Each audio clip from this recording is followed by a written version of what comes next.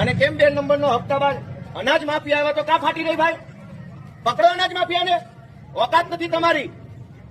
નાના માણસો પર દાદાગીરી કરવાની. હમણાં એસપી આવશે એટલે મને ફાંસી ચડાવી દેવો, ફાંસી ચડાવી દેવો ગોપાલ ઇટાલિયાને. શરમ આવવી જોઈએ તમને.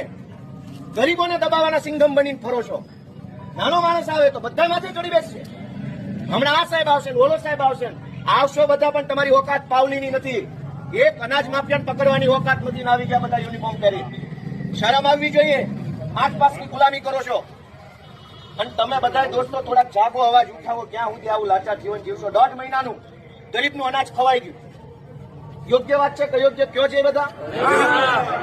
કેમ આપણી બહેનો મજૂરી કરે છે? ગામડાનો ગરીબ માણસ કેમ મજૂરી કરે છે? સવારમાં 5 વાગ્યામાં ટિફિન બનાવે, ટિફિન લઈને વાડીએ જાય, આખો દિવસ મજૂરી કરે, સાંજે થાકીને આવે. આપણી બેન ચૂલો કરે.